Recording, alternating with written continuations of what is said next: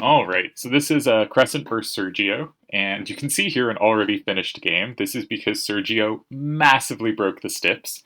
Amusingly, he misread maximum of 4 sevens as maximum of 4 7 sevens, which is like a very easy mistake to make when reading it over, especially when the other stipulation is about your number of 7 6s, so it would make sense for there to be a requirement on 7 sevens and on 7 6s.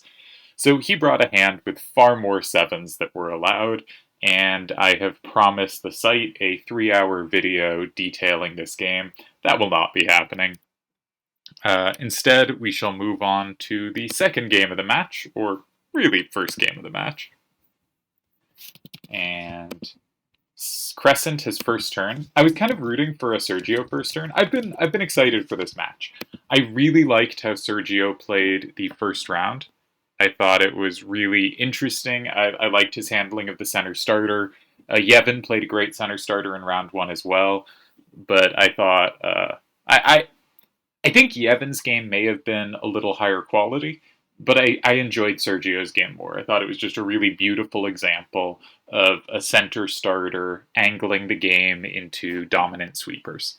And those dominant sweepers being cards I really like because I'm a big fan of 5/6, 5/1 type cards.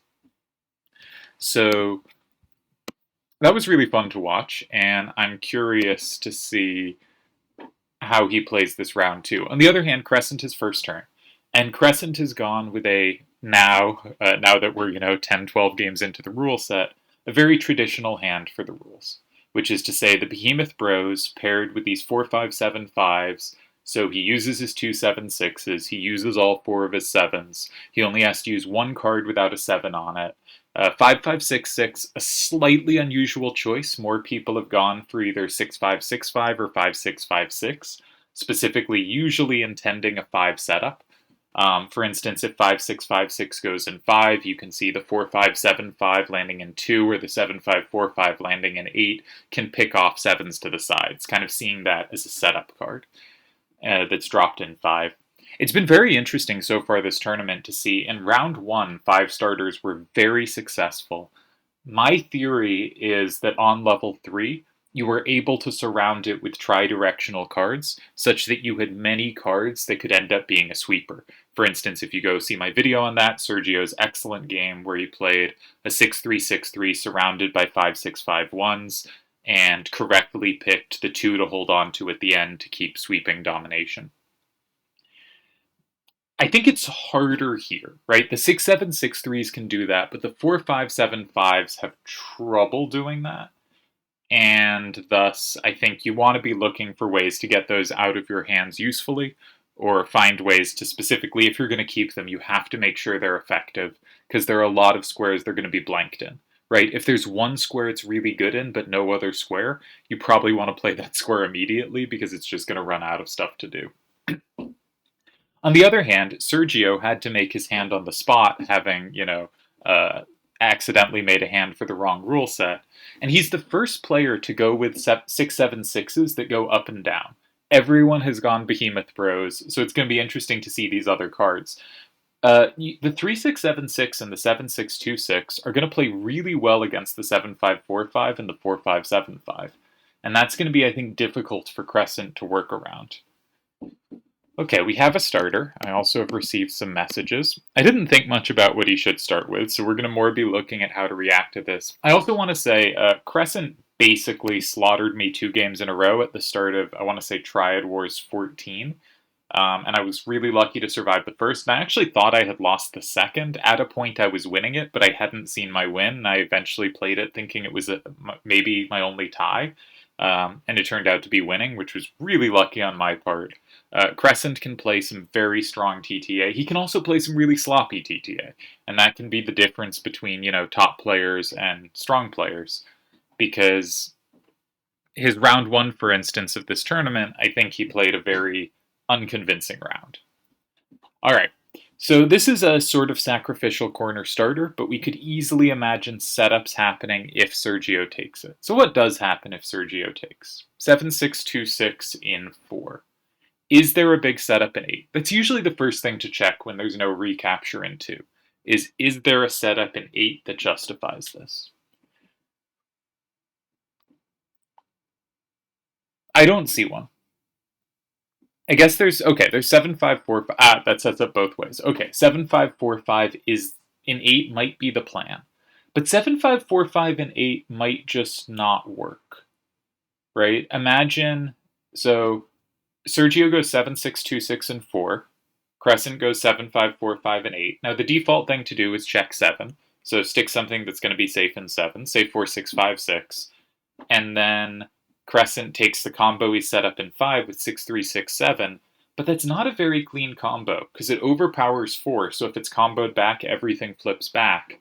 And Sergio has either 6-5-6-5 or 3-6-7-6 and 2. On the other hand, he goes for a completely different idea. And this is, I don't want to say this exact move is what he would play here, but this is a kind of move I sort of only see Villalba making much of. And I think the idea is sort of it also comes up enclosed. You see some players like Blizzard and some other players sometimes playing it a little enclosed. Though I think not quite this format, usually with a weaker number facing down than Behemoth 6. But I would say the idea of this type of move is Crescent can't do two things at once. He has a vulnerability in 4 that he wants to cover, and this card is only weak to 5. And Crescent cannot both take this card from 5 and block 4. So if he blocks 4 and Sergio blocks 5, then he has made this card in 2 safe. And if he takes in 5, then Sergio can then maybe go 4 and assault the card that way. Actually, Crescent using the exact same hand Tezuka did in his second game, showing that this very much is one of the popular kinds of options here. I think I just don't like Sergio's move here, because while I think this can be a decent defensive idea, it's very dangerous, because the effort you're putting in to get a safe card in 2 is less than the effort they're putting in to get a safe card in 1. And if your card in 5 that you have to block there is at all vulnerable, it just can get very dangerous very quickly. So I would suspect this is a pretty solid advantage for Crescent, and I think attacking it immediately with 7-6-2-6 was appealing. There was also an idea I didn't get to, and I'm not sure there was a great card to do so, but if you can set up such that with a move in 5, such that you have both 2 and 4, as long as you don't set up Crescent for 2, you know he doesn't have 2, and you just have a square he doesn't have, and really have serious threats to capture then in 4 without giving up 2. You can also, as I said, capture in 4 immediately, and I think that did work. So that's probably what I would have done. I do think these moves in 2, with the really high number facing out, are an interesting concept. And I think there were better options here, and you really have to have calculated it right. On the other hand, Sergio's going to land something pretty pleasant in 5, right? Whatever Crescent puts in 4, 3-6-7-6 and 5 is going to take that, and it's probably going to be pretty clunky to recapture, right? Even if you play something like 7-5-4-5 and 4, something that has a 4 facing down, so is the easiest recapture in the hand, you still only have 2 cards that can recapture it. Okay, so Crescent takes safety. That seems reasonable too. So I think we again have to ask, should Sergio go 4, or does he now need to block 5? I think you have to go 4 or 5 here, because Crescent removed the square that was going to be bad for him later, right? Now, one problem with 7-6-2-6 and 4 now is you don't actually have a recapture from 5 there. We also don't want to walk into big combos, and those can be very difficult to avoid. In fact, any card in 5 walks into some combo potential in 6. Ugh. So you might have to go 4. So if you go 7-6-2-6-4, he goes 6. Alright, well, this game is not going the ways I'd predict. I'm going to start putting the game into my database.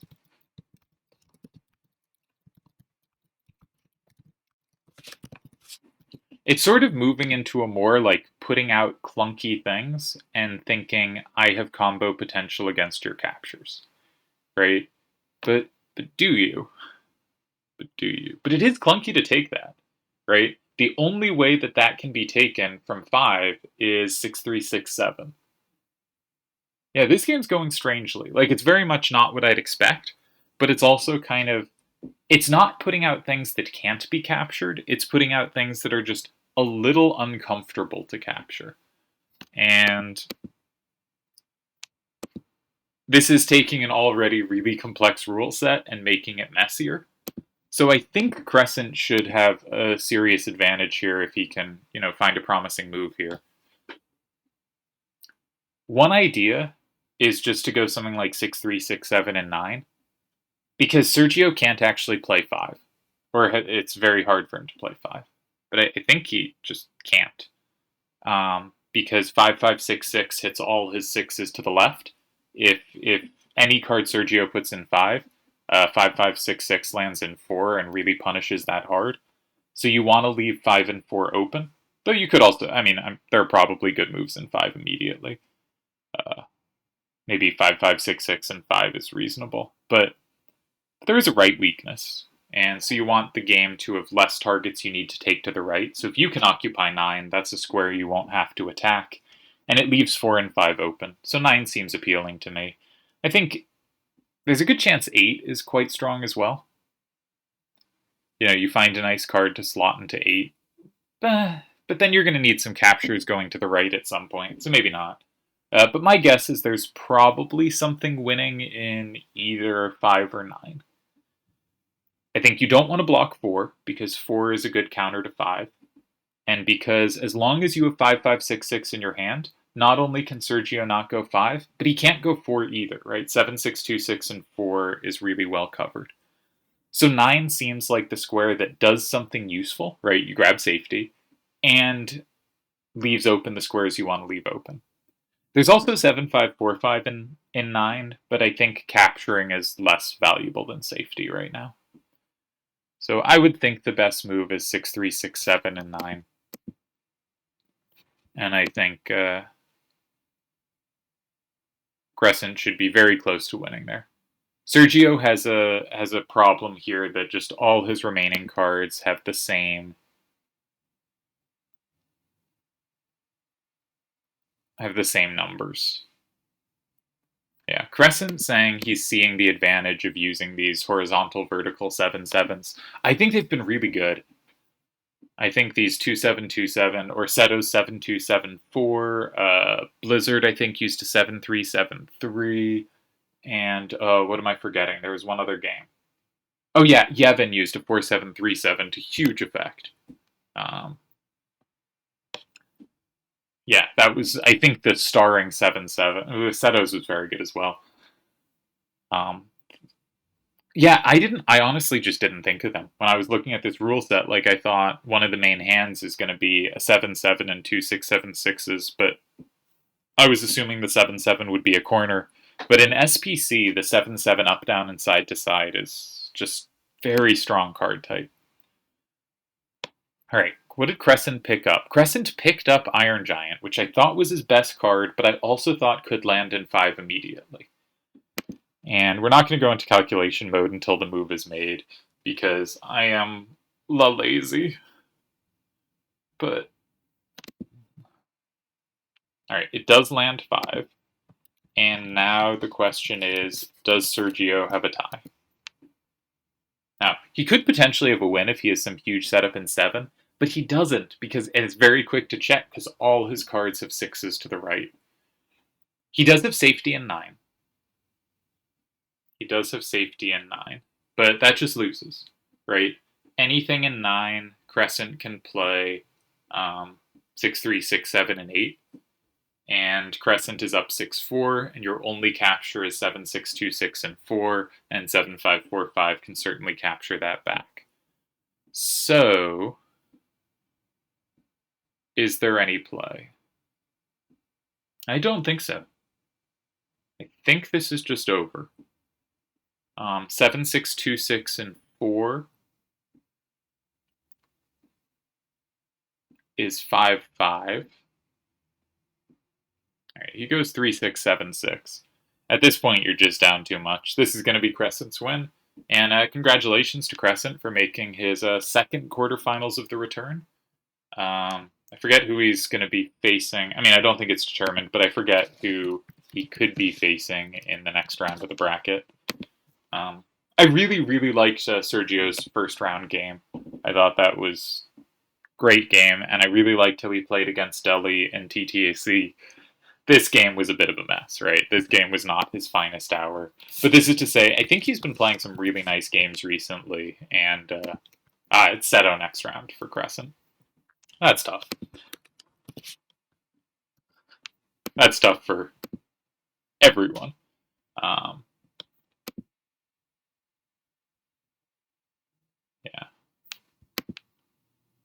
So Seto prefers this genre of hand, and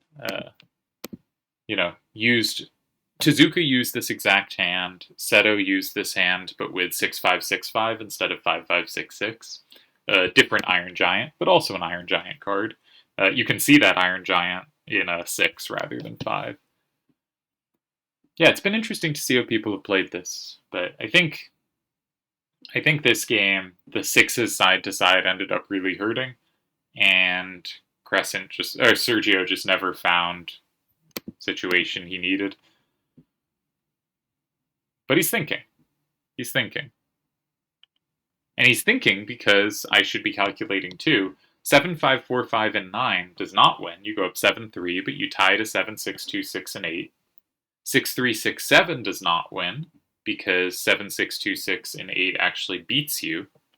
Should I have not given up on this game so quickly?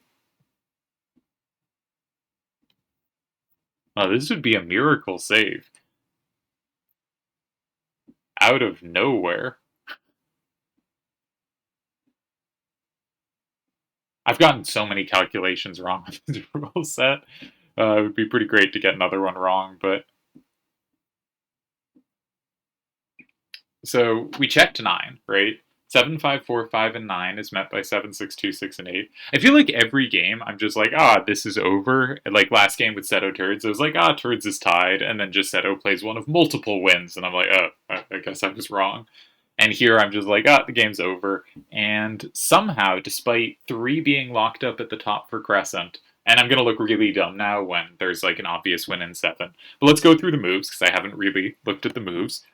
We have the moves in 9. 6-3, 6-7, and 9 is stays 6-4. 7-6, 2-6, and 8 flips 2 cards. That wins for Sergio.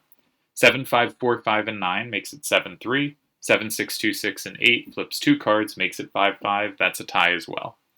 6-3, 6-7, and 8. Sergio flips from 9. 7-5, 4-5 flips nothing. That's a tie. 7-5, 4-5, and 8. Sergio flips from 9. That's 5-5. 7 is nothing. So the only possible wins are in 7. 7, 5, 4, 5, and 7 is met by 7, 6, 2, 6, and 8. That makes it 6-4. Crescent only flips back 1 card. That's a tie.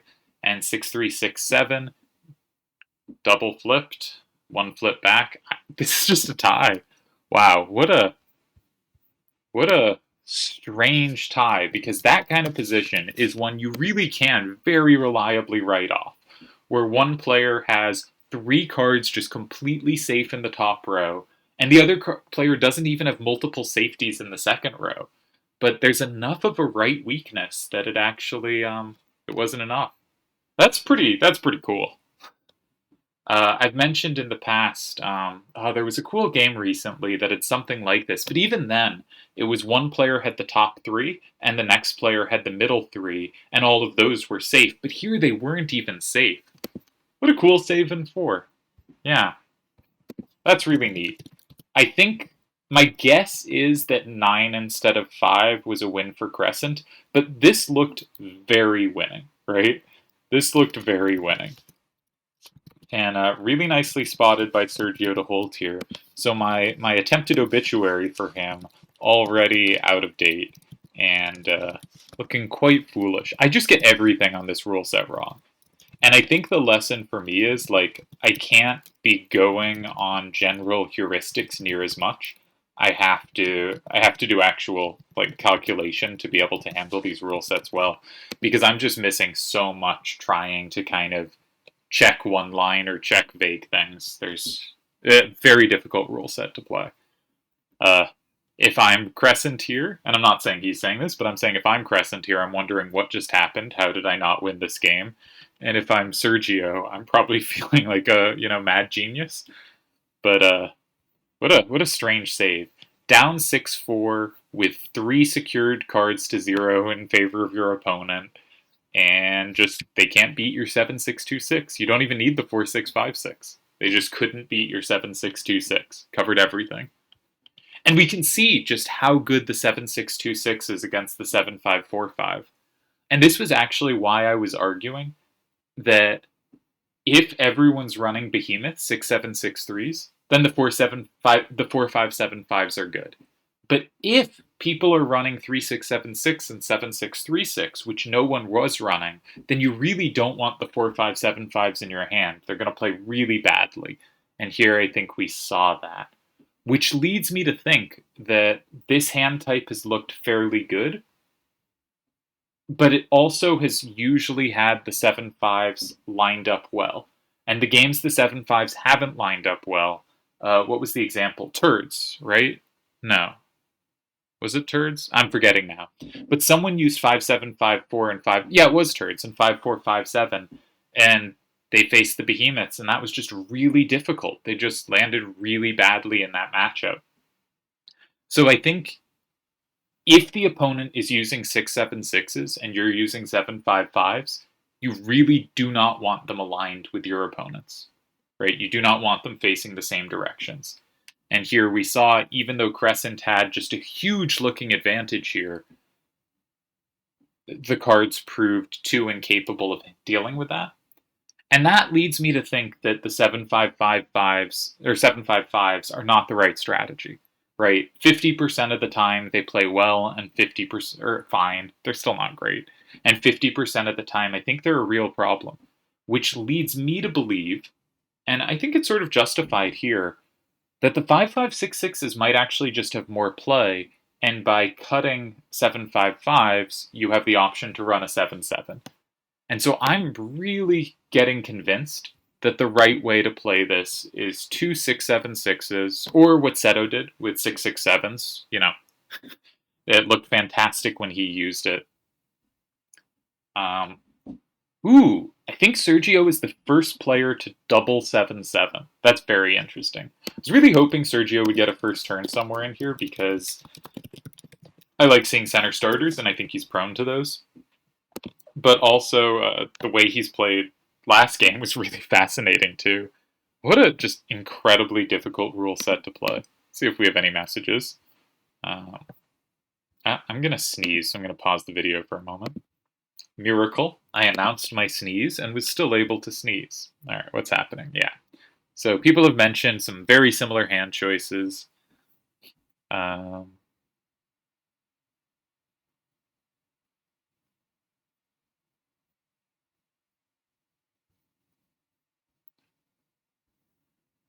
Yeah. Sergio says if we tie this, he's going for a solo deck challenge. He's not that far off.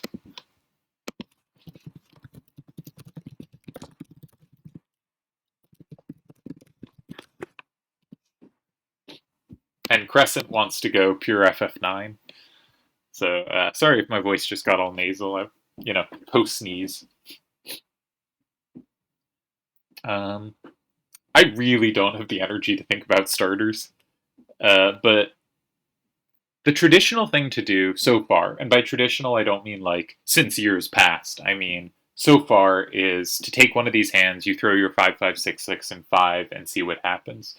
But I do think some people have gotten a little more play by putting it in a corner that creates some difficulties for the opponent. And one thing I notice is Sergio has 7s in each direction but to the left. There's a potential left weakness. Now, Iron Giant is not, going to be a card that can take advantage of that. It doesn't have a 6 to the right. But something to think about. Last time Crescent just went with a sacrificial corner, which Sergio did not take. There's a chance he does that again. but where would he do it?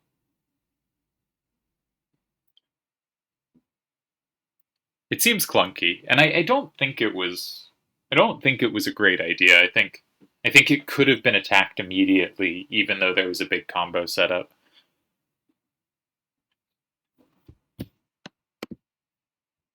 Um,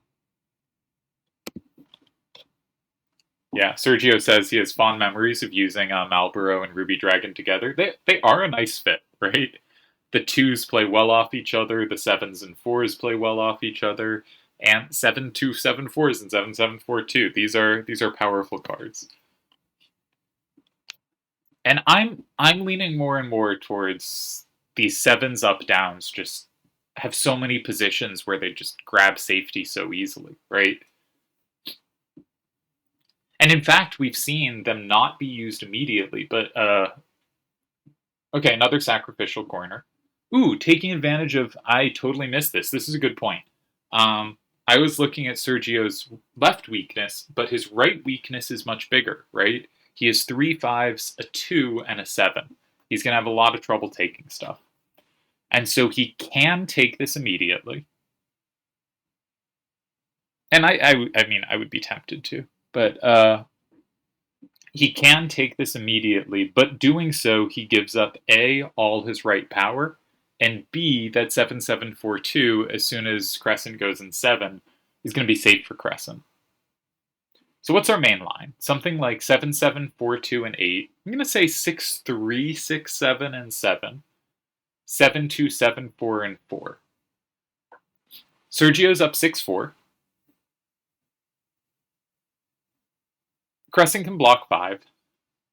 My guess is that's pretty balanced. Okay, Sergio just goes for safety immediately, which makes some sense, but also gives up all attack on Crescent starter. I think Crescent clearly likes these sacrificial corners, right? These moves that say, I don't actually have a recapture here, but I can get a card out of your hand. And what I think is happening, based on the last game, even though it wasn't taken, is he is evaluating kind of 1, 2, 3 positions as promising for him, right? Like last game went 1, 2, and Crescent went 3 rather than 4.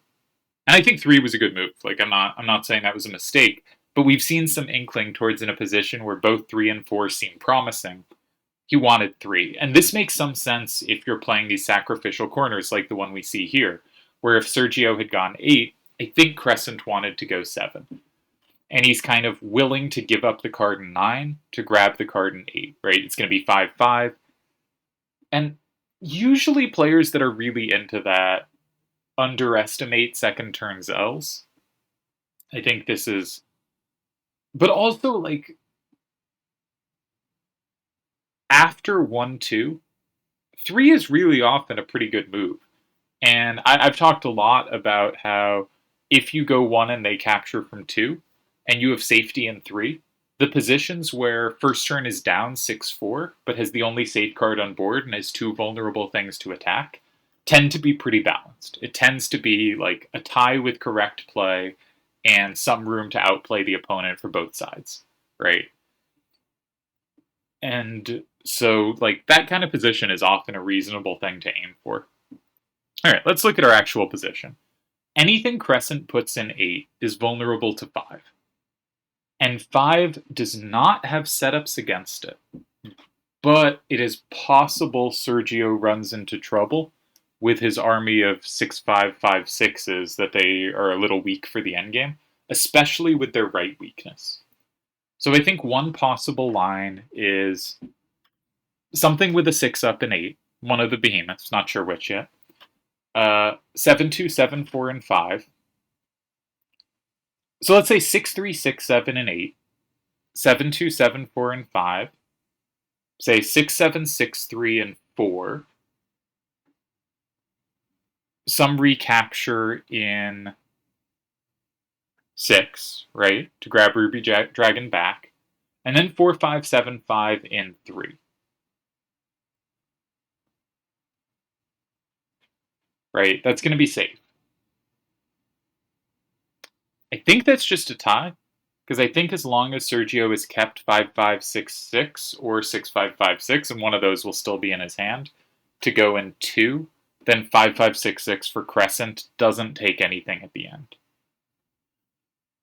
So my current main line is a tie. But I think the natural thing to do is to block 8 here. On the other hand, you do not have to, right? Just because that's a 5 facing out doesn't mean Sergio can take it. But I still think 8 is a desirable square for Sergio to play in at some point, right? Any square that is kind of just one out facing has potential to either be safe or be something where the only captures against it you can set up against. It really limits the opponent's options whether or not it's safe. I think it's valuable enough real estate that you want to be trying to capture that real estate for yourself. And Crescent does block 8. Now, a bunch of lines I've miscalculated in games is because I didn't fully check combo setups properly. So 7, 2, 7, 4, and 5 I have given as my main line here, but it is perfectly possible there is some huge setup against that I have entirely missed, like 6, 7, 6, 3, and 1, which could have some oomph to it, though could not do very much. I'm not sure. I'm leaning towards doesn't actually do very much. But there is potential for stuff like that.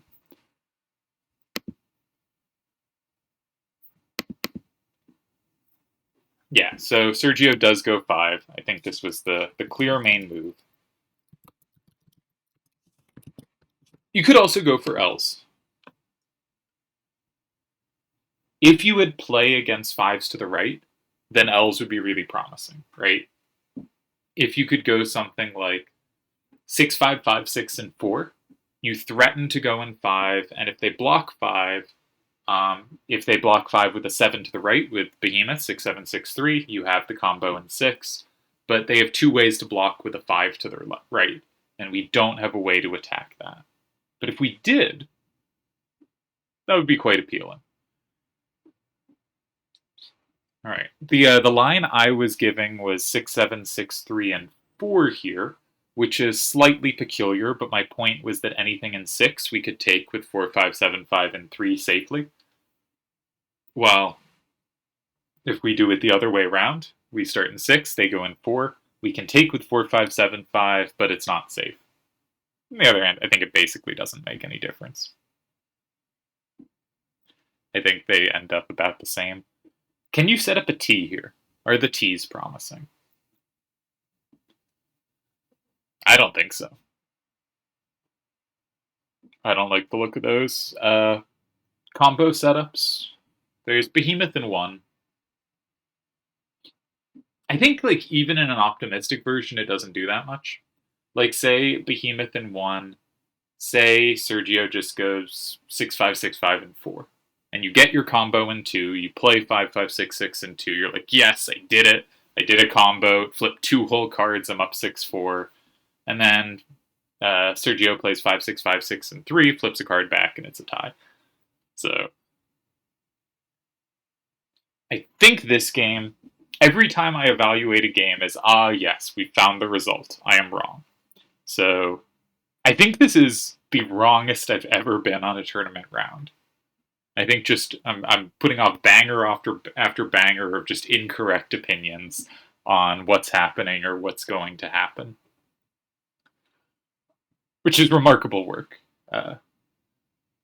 So the explanations for that could go in many directions. It could be I am out of form and playing badly.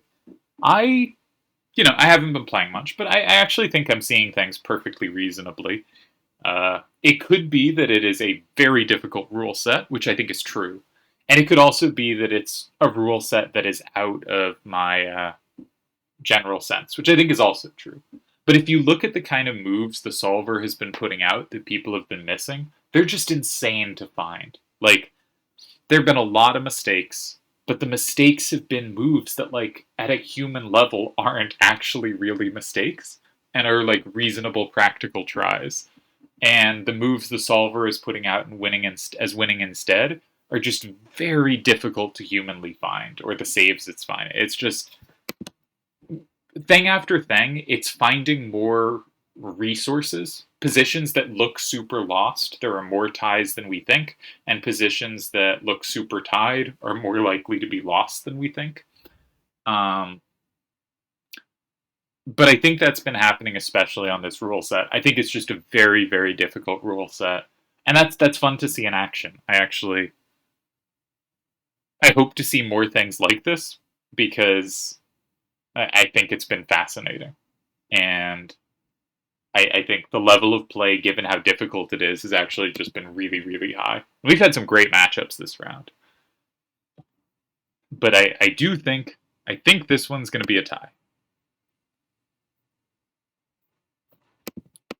That's my take, and I think this one should be a tie. I think this should lead to a tie.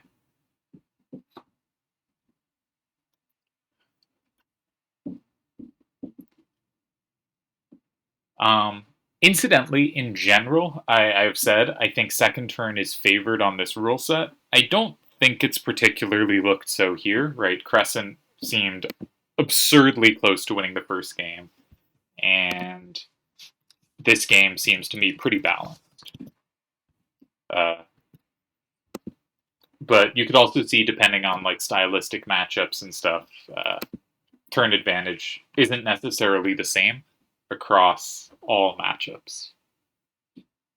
I've said in the past, I think Akiyama is an interesting player because I think hand advantage seems least relevant to his games. Like, sure, if he has a way better hand than you, he beats you. Sure. I'm not saying he blows those. But when he has, like, a good to bad hand, the games seem more dependent on the actual play than the hands than they do with almost anyone else. So, like, if someone's going to draw a crappy random and play it for advantage, I think he's someone who is very likely to be that person. All right. I was assuming Iron Giant, specifically 6-5-6-5 in 4 here. Sergio goes up 6-4. If Crescent plays the capture in 1, Sergio can capture with either card in 2 for the tie. Is there anything else that could happen here?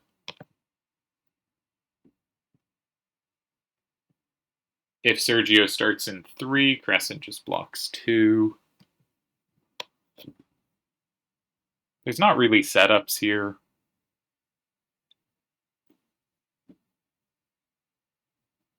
You could also go in 3. 3 is safe, I suppose. And it's 5-5, so you have safe cards on board.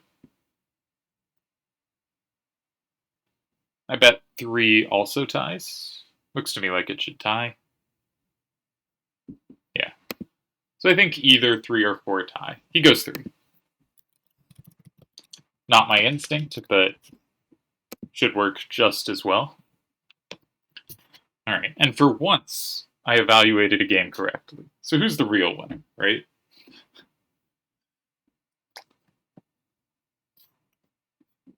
Alright, anything happening in the chat? Not yet. I think this was a clean game from both sides. Last game I'm curious about. I should start putting that one in, Mr. Solver, because that was confusing.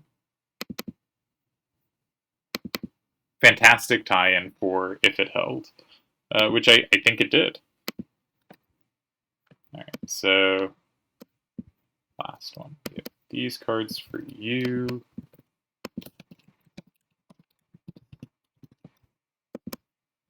These cards for you. It's going to take a little while to run anything, so I'm going to get it started now. It can do the later turns pretty quick, but the early turns it's going to run real slow, so I'm not going to try to do turn like 1 or 2. Because while I'm recording, it already takes a little while to do them, a couple minutes, but get it started on turn 3. And yeah, we're just waiting on a move. 4-5-7-5 and 1 doesn't work. 5-5-6-6 and 1 doesn't work.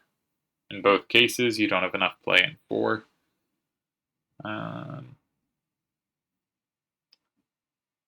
Anything in 4 can be met by 6, 5, 5, 6, and 2 for a tie.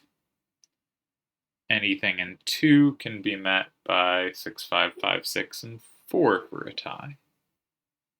Nope, that's not true. 4, 5, 7, 5 in 2 cannot be met that way. Instead, you have to play in 1. Alright, so 4, 5, 7, 5, and 2, I suppose, is the best try. Man, if that had been a win and I just got things wrong again, right? It was just missing a win here. Alright, so the move in, if we go back to game 2, all mentally, try to remember that. The move in 2 was a loss, but not to something I would have expected.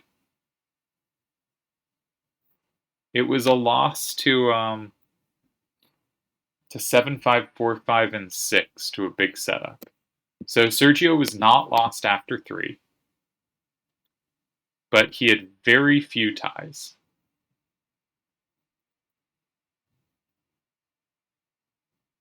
I think the human one was 7, 2, 6, 2, 6, and 4 did hold. He had to go for the L and 4. Okay. He went for Iron Giant and 6, which did not hold, and was losing a variety of ways, but interestingly, it was losing only to moves in 7, 8, or 9. So there were a bunch of wins, but they were all in the kind of more distant squares. So 6, 3, 6, 7, and 9 was a win. But 5, 5, 6, 6, and 5 looked really like a win. And there was one tie, and Sergio found it. It was the non-capture with the 7 down, and the 7, 6, 2, 6 sweeping the endgame. Wow. Great tie. Great hold. Alright, so let's check in. Has anything happened here? 4, 5, 7, 5, and 2 is played.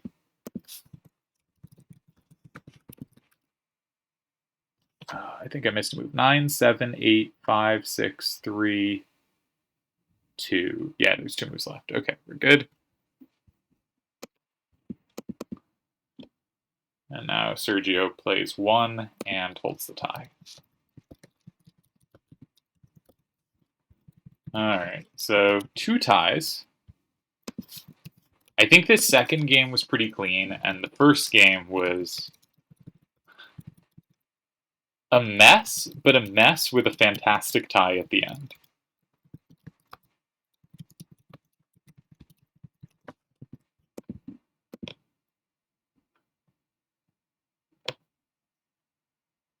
Between the two, and obviously especially in the first game, Crescent has certainly had the advantage so far. But I do think this is firmly in the could go either way category. And we'll check the chat. And all right, they're going to be off for today or off for now, so we'll stop there.